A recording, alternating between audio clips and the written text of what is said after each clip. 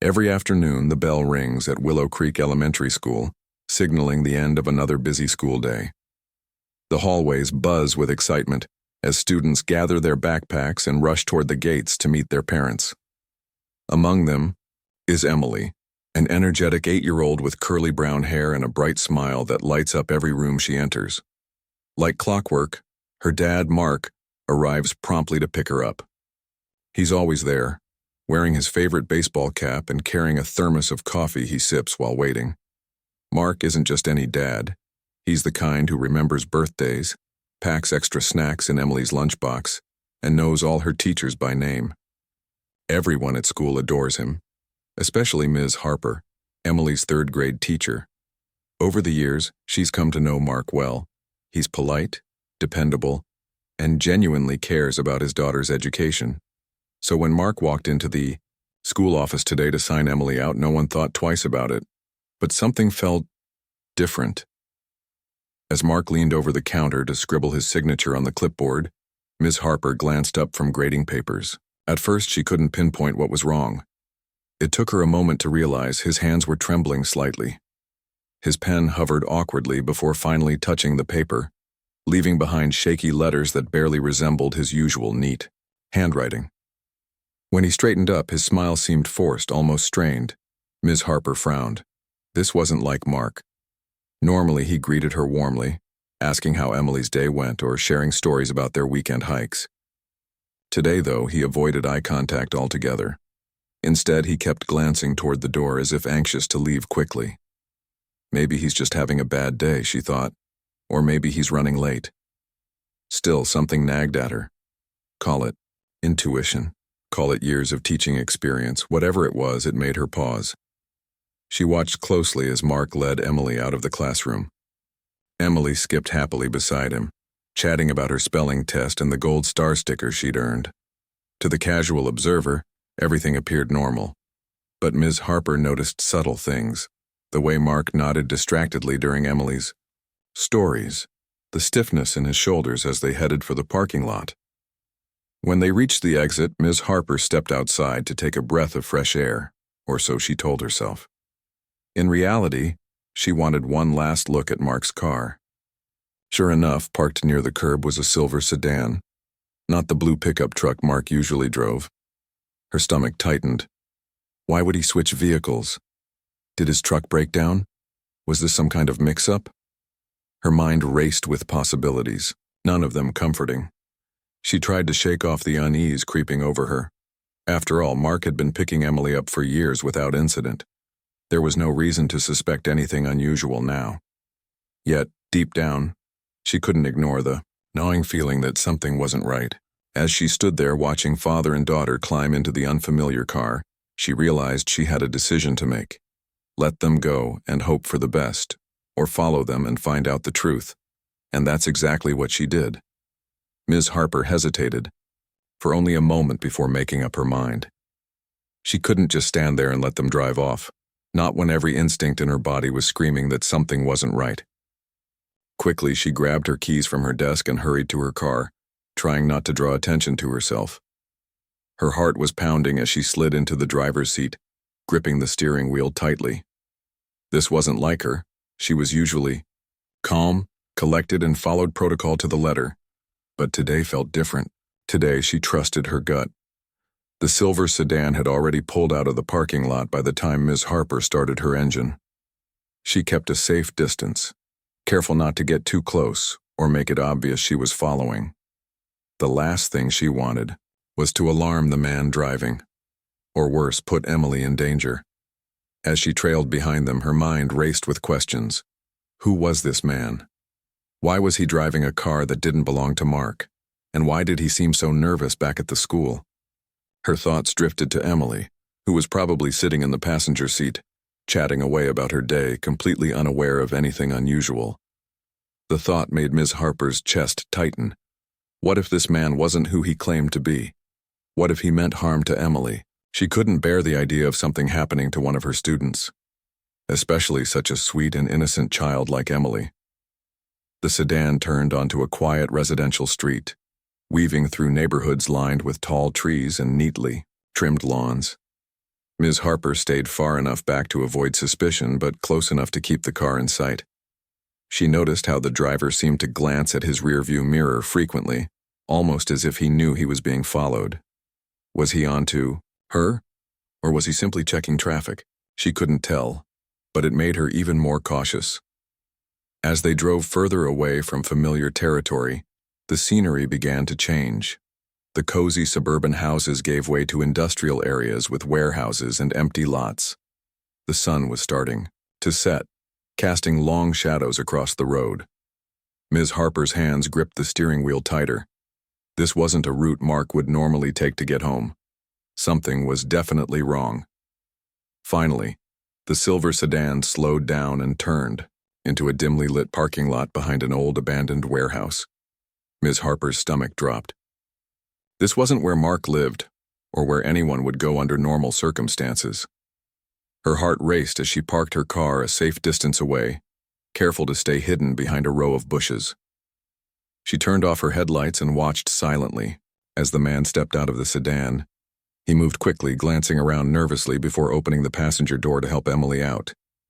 Ms. Harper squinted, trying to see their faces clearly. Emily looked confused, maybe even a little scared. The man bent down to speak to her, his lips moving rapidly. Whatever he was saying, it didn't look comforting. Emily nodded slowly, clutching her backpack tightly against her chest. Ms. Harper's mind raced. Should she call the police now, confront the man herself, or wait to see what happened next? She knew she needed to act fast, but she also couldn't risk doing anything reckless. Taking a deep breath, she reached for her phone and dialed 911, keeping her voice low as she explained the situation to the operator. "I'm following someone who might not be who they say they are," she whispered urgently. "They've taken a child to an abandoned warehouse." While she waited for help to arrive, Ms. Harper decided to approach cautiously. She stepped out of her car, staying hidden behind the bushes as she called out softly, "Mark, is everything okay?" Her voice wavered slightly, but she forced herself to sound calm and steady. The man froze, his head snapping toward her. For a brief second, their eyes met, and in that moment Ms. Harper knew without a doubt this man wasn't Mark. The man's reaction was immediate and telling. As soon as Ms. Harper called out, his entire demeanor shifted. His shoulders tensed, and his eyes darted around the parking lot, searching for an escape route. For a split second, he looked like a deer caught in headlights, frozen in place. Then, with jerky movements, he grabbed Emily's hand and pulled her closer to him. Emily flinched at the sudden tug, her confusion turning into visible discomfort. Ms. Harper's heart sank. This wasn't how a loving father would behave. Not Mark, not anyone who truly cared about their child. She took a cautious step forward, keeping her voice calm but firm. "Mark," she said again, louder this time. "Is everything all right? Do you need help?" Her words hung in the air, unanswered. The man didn't respond. Instead, he glanced toward the warehouse behind them, as if considering whether to run inside. Panic bubbled up inside Ms. Harper, but she forced herself to stay composed. If she lost her cool now, things could spiral out of control quickly. She needed to think clearly for Emily's sake. Taking another small step forward, she tried to distract him by engaging him in conversation.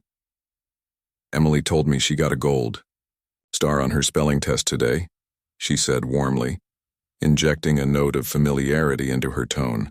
She must have been so proud. Emily perked up at the mention of her achievement, her face lighting up despite the tension surrounding her. "I spelled elephant correctly," she chimed in, looking at the man expectantly, waiting for praise.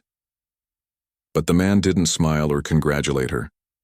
Instead, he muttered something under his breath that neither Emily nor Ms. Harper could understand. His grip on Emily's hand tightened, making her wince slightly. Ms. Harper noticed the subtle change in Emily's expression, her bright smile faltering, replaced by uncertainty. That look broke Ms. Harper's heart. She had spent years teaching children, nurturing their confidence and joy, and seeing fear creep onto one of her students' faces felt unbearable. She couldn't let this go any further. Summoning every ounce of courage she had, she took another step closer, positioning herself between the man and the warehouse door. "Why don't we wait here together until someone can come help?" she suggested gently, trying to sound reassuring while subtly blocking his path. "It'll be easier than going inside. It's dark there, isn't it?" Her words were carefully chosen, designed to keep him talking without escalating the situation. But the man didn't answer. Instead, his jaw clenched and his free hand moved toward his pocket, a movement that sent a fresh wave of alarm through Ms. Harper. Her mind raced. Was he reaching for a weapon? A phone? Or was it just nerves? She couldn't take the risk. Thinking quickly, she changed tactics. "You know, Mark always talks about how much he loves spending time with Emily," she said, her voice steady despite the storm raging inside her. "He's such a great dad. I hope nothing's wrong, because if there is, I'd hate for Emily to get caught in the middle." At the mention of Mark's name, the man's head snapped up. His eyes narrowed, and for a fleeting moment, Ms. Harper thought he might lash out. But then, almost imperceptibly, his resolve seemed to weaken. He hesitated, glancing down at Emily, whose wide eyes were now fixed on Ms. Harper.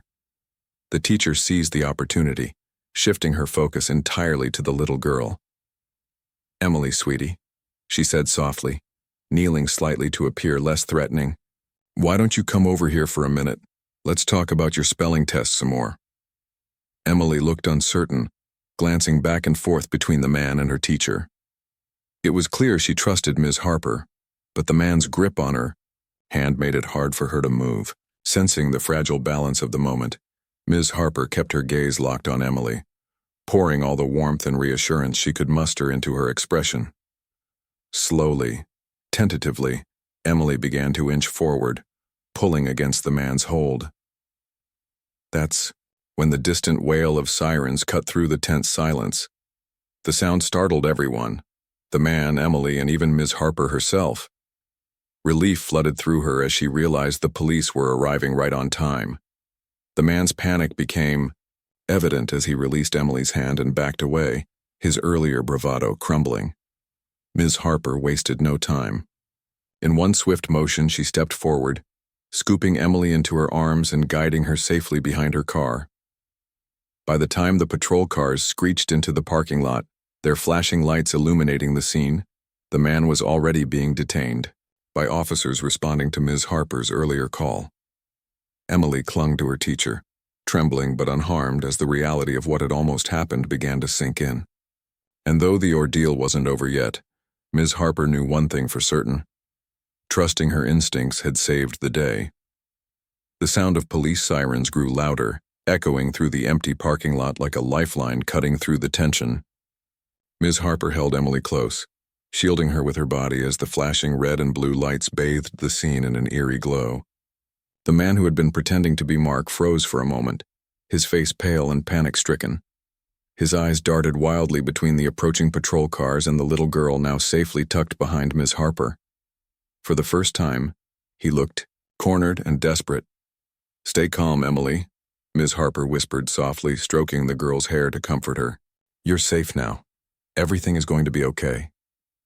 Emily nodded against her teacher's shoulder, though her small hands still clutched tightly at Ms. Harper's sweater. Despite the chaos unfolding around them, Ms. Harper focused on keeping her tone steady and reassuring. She knew that Emily needed stability right now, someone she could trust to guide her through this frightening situation. Meanwhile, two officers stepped out of their vehicles, their movements deliberate and cautious. One of them approached the imposter while the other made his way toward Ms. Harper and Emily. "Ma'am, are you all right?" the second officer asked, his voice calm but firm. Ms. Harper nodded quickly, explaining what had happened in hushed tones so as not to alarm Emily further. She described how the man had signed Emily out of school, driven her to this strange location, and acted suspiciously throughout. As the officers questioned the fake Mark, it became clear that he was no ordinary criminal. He stammered nervously, struggling to explain why he was impersonating someone else or why he had taken Emily to such a remote place. When asked to produce identification, he fumbled through his pockets before finally pulling out a crumpled piece of paper, a forged note claiming he was authorized to pick up Emily. It was poorly written, almost laughable in its attempt to mimic official documents, but the implications were anything but funny. Back near the car, Ms. Harper noticed Emily, glancing curiously at the commotion. Though the immediate danger had passed, the young girl's wide eyes betrayed her confusion. To distract her, Ms. Harper knelt down to her level and smiled warmly. "Do you remember when we talked about heroes in class?" she asked gently. Emily nodded slowly.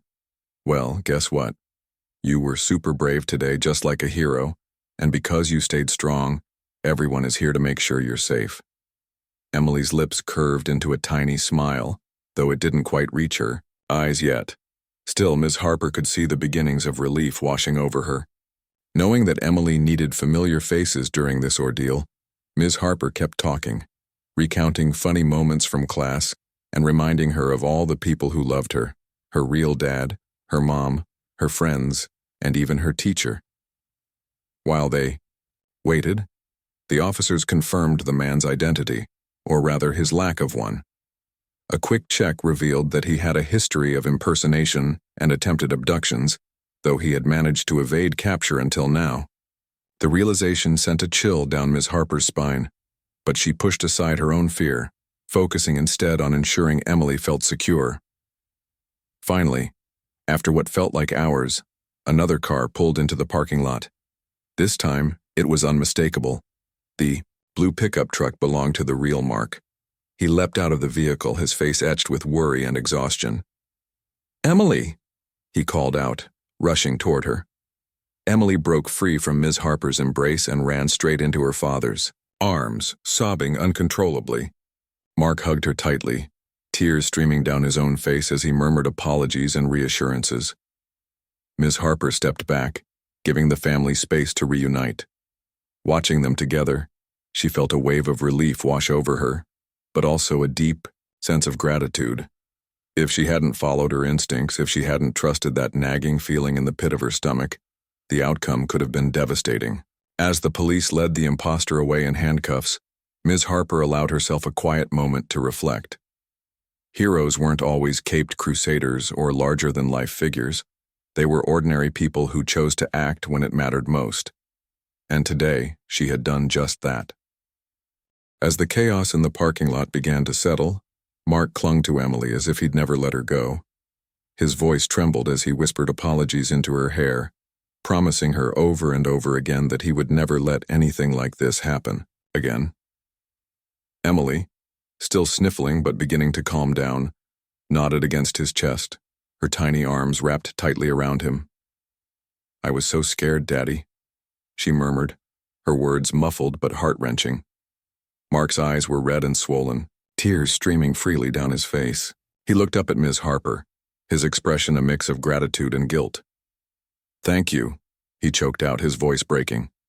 "If it weren't for you—" He couldn't finish the sentence, shaking his head as if trying to erase the horrifying thought from his mind. Ms. Harper gave him a small, reassuring smile, though her own hands were still trembling slightly. She knew how close they had come to disaster, and how easily things could have gone wrong. The officers stood nearby, taking notes and speaking quietly among themselves. One of them approached Mark and Ms. Harper to explain what had happened. It turned out that earlier that morning, Mark had been involved in a minor car accident on his way to work. His truck had sustained some damage, but thankfully, no one was hurt. A tow truck driver named Carl had offered to help by driving Mark to a mechanic, and even suggested picking up Emily from school since Mark was running late. Unbeknownst to Mark, Carl wasn't who he claimed to be.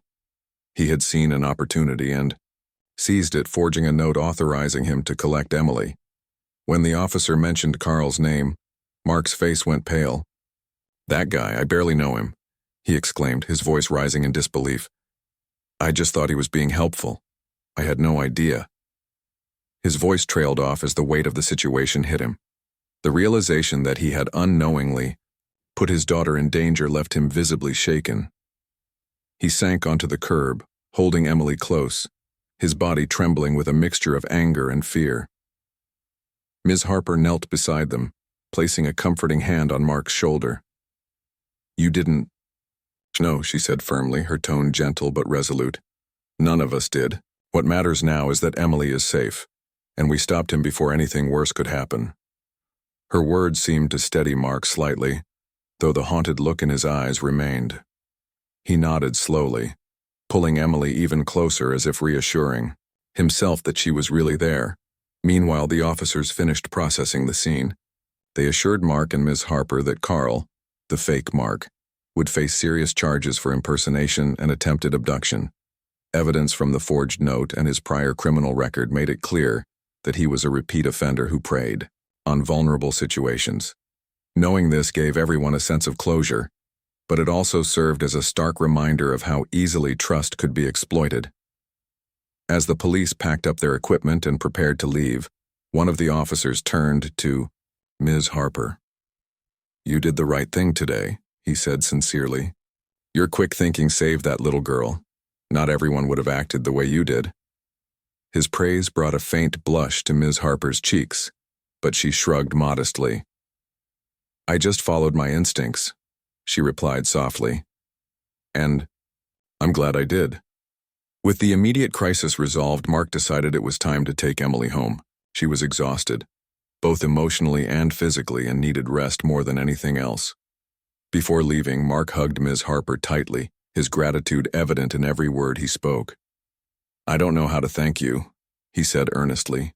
"You're a hero to me, and to Emily." Emily peeked out from behind her dad's arm, her tear-streaked face breaking into a shy smile. "You saved me, Ms. Harper," she whispered, clutching her teacher's hand briefly before climbing into the truck. As Mark drove away, Ms. Harper stood in the parking lot, watching until the taillights disappeared into the distance. Her legs felt weak, and her mind buzzed with everything that had transpired. She realized that while the danger was over, the memory of this day would stay with her forever. Not as a source of fear, but as a reminder of the importance of trusting her instincts and acting when it mattered most. Heroes didn't always wear capes. Sometimes they were teachers who refused to look away when something felt wrong. The next few days at Willow Creek Elementary School felt different.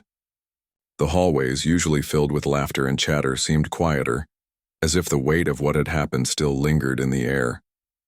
Parents arrived to pick up their children with a heightened sense of caution, many lingering to thank Ms. Harper personally for her bravery.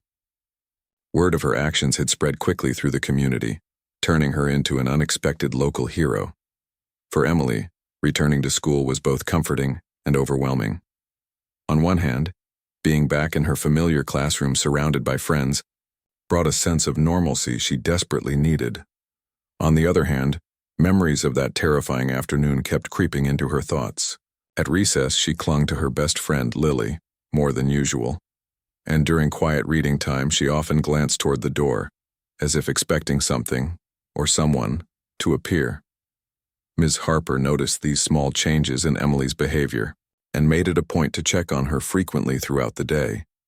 She knelt beside Emily's desk during lessons, offering encouraging words or simply placing a reassuring hand on her shoulder. During lunch, she invited Emily to sit with her under the shade of the big oak tree in the playground, sharing stories about her own childhood and reminding Emily how strong she was for getting through such a scary experience. One morning, as the class settled into their seats, Ms. Harper decided it was time to address the elephant in the room, not just for Emily, but for all her students. "Class," she began gently, drawing everyone's attention. "I want to talk about something important. Sometimes in life we face situations that are scary or confusing. But even when things feel out of control, there are always people who care about us and will do everything they can to keep us safe." She paused, glancing around the room to make sure everyone was listening. Then she continued, "What happened with Emily last week reminded me, and hopefully all of you, that trusting your instincts is so important. If something doesn't feel right, it's okay to speak up or ask for help. And remember, there are adults here at school, like me, who are here to protect you." Her words resonated deeply, especially with Emily, whose eyes welled up with tears. After class, she approached Ms. Harper shyly, holding out a folded piece of paper. "This is for you," she said softly, her cheeks flushing pink. Ms. Harper unfolded it carefully, revealing a colorful drawing of herself standing tall, wearing a cape and a bright smile. Above the picture, written in wobbly letters, were the words, "Thank you for saving me." Ms. Harper's throat tightened as she looked down at the artwork. For a moment, she struggled to find the right words. Finally, she crouched down to Emily's level, smiling warmly. "Emily, you don't have to thank me," she said, her voice thick with emotion. "I'm just glad I was there to help. You're a very special girl, and I'll always do my best to keep you safe." The bond between teacher and student grew stronger after that day. Emily started opening up more, sharing her feelings about the incident and slowly regaining her confidence. Her classmates rallied around her too, offering hugs and kind words whenever she seemed down. It was heartwarming to see the entire class come together, united by compassion and support. Meanwhile, Mark worked tirelessly to ensure his daughter felt secure again. He installed new locks on their doors, enrolled her in a self-defense class designed for kids, and promised never to let anyone else pick her up without verifying their identity first. Every evening, he sat with Emily, listening patiently as she recounted her day and answering any questions she had about what had happened. Though the scars of the ordeal would take time to heal, their relationship emerged stronger than ever. At school, changes were underway as well. The administration implemented stricter protocols for student pickups, requiring photo ID and assigning unique codes to each family. Teachers were trained to recognize signs of suspicious behavior and encouraged to trust their instincts if something seemed off. A community meeting was held to discuss safety measures, where parents praised Ms. Harper for her quick thinking and urged others to remain vigilant. As weeks passed, the initial shock of the incident began to fade, replaced by a renewed sense of gratitude and resilience. For Ms. Harper, the experience served as a powerful reminder of the impact one person could have when they chose to act. Heroes didn't need capes. They just needed courage, compassion, and a willingness to step forward when it mattered most. And though she never imagined herself in that role, she knew she'd do it all over again if it meant keeping her students safe. The community meeting was held in the school auditorium on a crisp Thursday evening, and it drew an unexpectedly large crowd.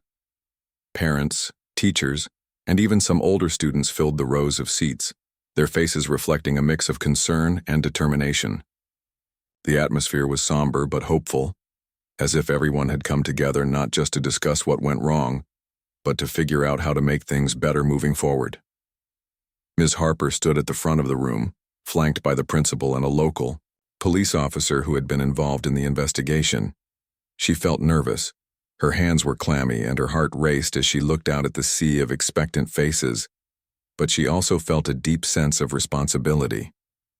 These were her students, her colleagues, her neighbors. If sharing her story could help prevent something like this from happening again, then it was worth every ounce of discomfort. "Thank you all for being here tonight," she began, her voice steady despite the butterflies in her stomach. "I know this has been a difficult time for everyone, especially for Emily and her family. But I believe that when challenges arise, we have two choices. We can let them divide us, or we can use them as opportunities to grow stronger, to become better prepared, more aware, and more united." She paused, scanning the room. Her eyes landed briefly on Emily, sitting proudly beside her dad near the front row. The little girl gave her a shy thumbs up, which made Ms. Harper smile softly before continuing. "What happened last week taught me something important, not just about safety protocols or trusting my instincts, but about the power of community. It reminded me that none of us are alone. We're surrounded by people who care, people who want to help, and people who will step up when it matters most." The audience nodded along, some scribbling notes while others simply listened intently. Ms. Harper went on to explain the events of that day in detail, emphasizing how small actions like noticing Mark's unusual behavior or following her gut feeling had led to the outcome. She didn't portray herself as a hero. Instead, she framed her decisions as examples of what anyone could do if they stayed alert and acted with purpose. When she finished speaking, the room erupted into applause. People stood up, clapping enthusiastically, their gratitude evident in every clap and cheer. Mark approached the podium next, his voice thick with emotion as he thanked Ms. Harper once again. "If it weren't for her," he said, looking directly at her, "I don't know where Emily would be right now." She didn't just save my daughter, she saved our entire family. After the speeches, the floor opened for questions. Parents raised concerns about everything from background checks for volunteers to emergency drills for staff. The principal assured them that new measures were already being implemented, including mandatory ID verification systems and partnerships with local law enforcement to conduct regular workshops on child safety. Everyone left the meeting feeling empowered, armed with practical tools and renewed confidence in the school's commitment to protecting its students. In the days that followed, the changes became visible. Bright yellow signs appeared outside the school entrance reminding visitors to check in at the office. Teachers wore badges clearly displaying their names and photos, making it easier for parents and students to identify authorized personnel. Even the kids got involved, creating colorful posters about stranger danger and hanging them in the hall points. For Ms. Harper, life slowly returned to its usual rhythm, but with a deeper appreciation for the role she played in her students' lives. One afternoon, as she graded papers at her desk, Emily walked up to her holding another drawing. This one showed Ms. Harper standing tall alongside Emily, Mark, and several classmates, all holding hands beneath a rainbow. At the top, in bold letters, it read, "We're safer because of you." Tears welled up in Ms. Harper's eyes as she hugged Emily tightly. In that moment, she realized that while the incident had been terrifying, it had also brought the community closer together. It had shown them that even in the face of danger, ordinary people could rise to the occasion, and that sometimes the smallest acts of courage could make the biggest difference. Weeks turned into months, and life at Willow Creek Elementary School settled into a new rhythm. The memory of that harrowing day lingered, but it no longer cast a shadow over the school's halls.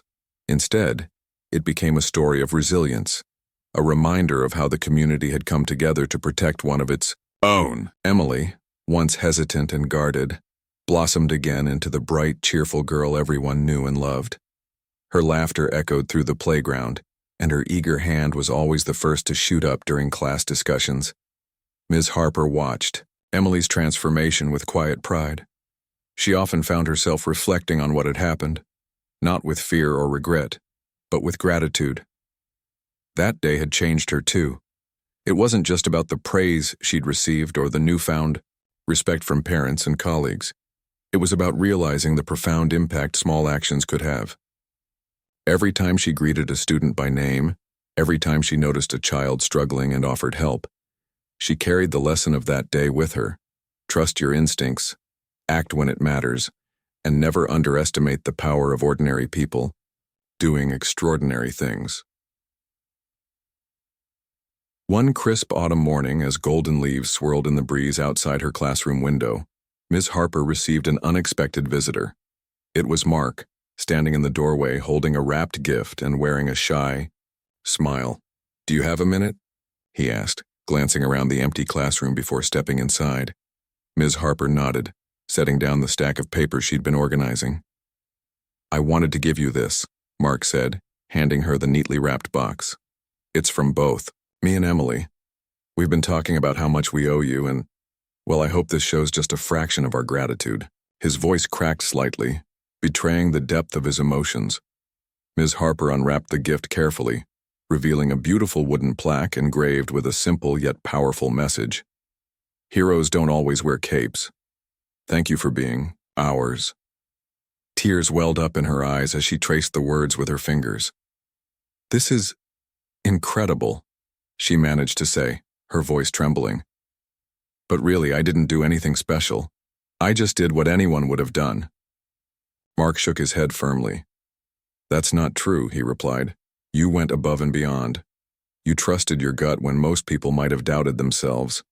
And because of that, my daughter is here today, safe and happy."